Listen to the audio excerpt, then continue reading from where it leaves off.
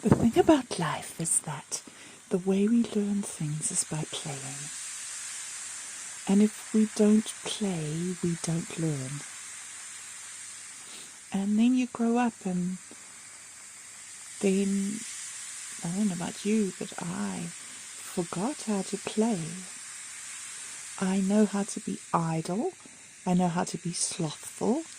I know how to waste my time. I know how to do a lot of things that come under the heading of downtime, but I don't know how to play. I know I want to play. I know I attempt to play. I know that I participate in some ways.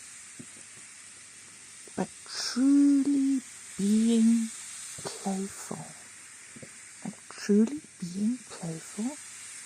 having that spirit of joy and excitement and discovery and just,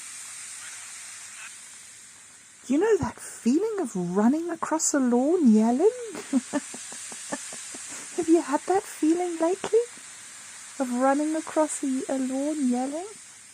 What is that feeling? Is that exuberance? I don't know. It's some sort of playfulness.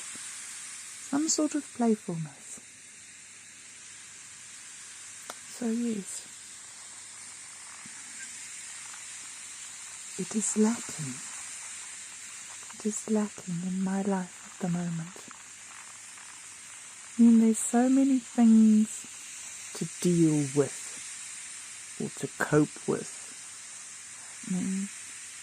Okay, I have no idea what's going on in the world. I keep on trying to ask people what's going on in the world, and I sort of almost get to a place where I'm starting to understand it, and then, I don't know, something happens and it all slips away, and then the world gets all confusing again, and there aren't interpreters. I wish there were more interpreters. When I was a child, there used to be people who had opinions about things, and those opinions seemed to be helpful and sensible. And now there's just, I don't know what. I don't even know why people think some things. It's just like, so imagine that there's a God, and imagine this God lives in some spirit realm, and imagine for some reason the God decided to create something made out of the spirit realm that exists outside of the spirit realm.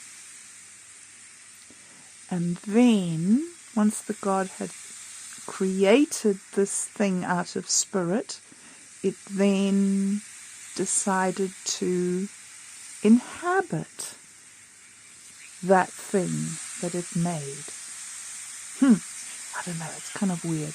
And then imagine that this thing that did this, imagine that it's us, that we have got made out of nothing, and something else lives in us for its own purposes, to experience reality, or to move forward through time, or to create a thought experiment with multiple unique acting entities. I don't know. It's all very odd, really. But just imagine that happened. Because it's so improbable, and this is the age of totally improbable thoughts. So let's just imagine that there's this absolutely bizarre God that makes this bizarre reality, inhabits this bizarre reality, and then we are it. I don't know if you can get your head around it. I find it even hard, even just to say it. Sorry I said it twice, but man. Okay, I'll try to go on without getting hung up on the ridiculousness of it. But so what I'm trying to say is that imagine that is our current situation, and then imagine that these people, these creatures that have been made to be inhabited by God, spend their time worrying about things like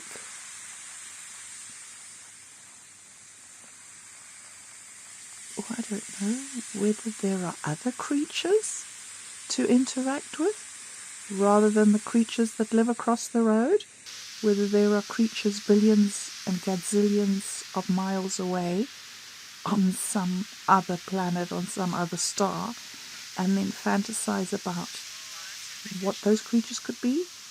I mean, what about you? What about me? What about Joe? What about Susan? Made by a God and put here to interact with you, to challenge you, to ask you to be more than you are, to ask you to be polite and gentle and kind in the face of their rudeness and intolerance and blindness. Like, can you do it? Can you even do it? Can you be nice to the guy who lives next door to you? Can you? Do you know when his birthday is? Have you ever taken him a meal when he had flu? Like, okay, I know. Okay, there's interesting things to think about. It's interesting to think about whether consciousness can intersect with consciousness in other dimensions. It's fun. It's fun to talk about those things as well. I get that. I get it. But what are your priorities? Like, you're surrounded by aliens.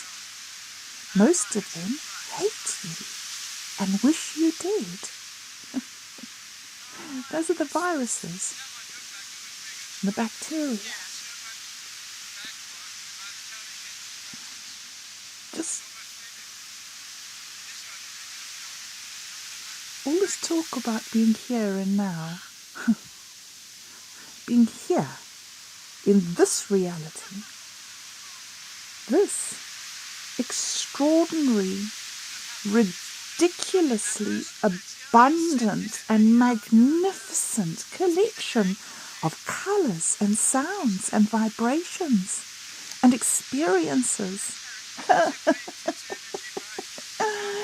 It's stupid how much is available to you. Do you know how many species of birds there are calling outside your window?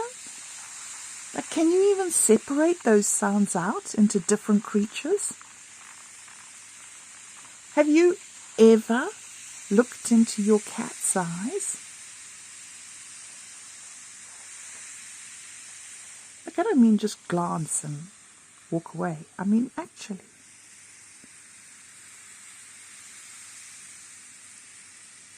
We've forgotten how to play. We've forgotten how to be genuine. We've forgotten how to be more than ourselves. We've forgotten how to live on planet Earth. We're living in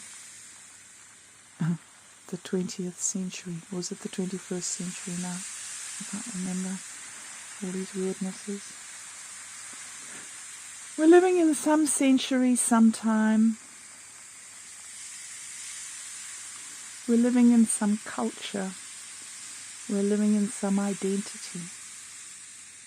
But we're not living in the reality of what is. And it's sad. It's sad. There is one game that is really worth playing. Really worth playing. And that is called Love Your Neighbor. I don't even know my neighbors. One of them tried to catch my eye once, and I told her that I wasn't really an eye-catching kind of person.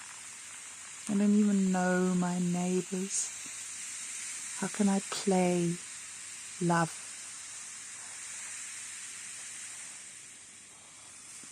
Yeah, how can I play love? Anyway, so there we go. Ah, man, I don't know. I just don't know what to do anymore. I don't know why I'm alive. It all seems so extraordinarily random and pointless and meaningless.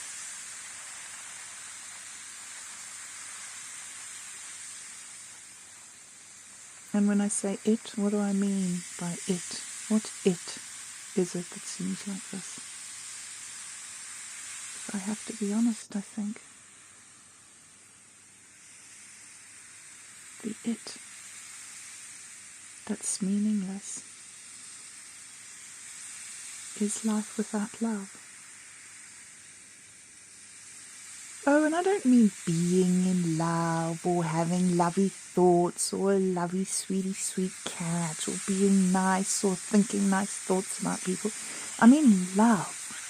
I mean hardcore, difficult, challenging, gut-wrenching, doing the thing of sacrificing yourself to live for the good of humanity.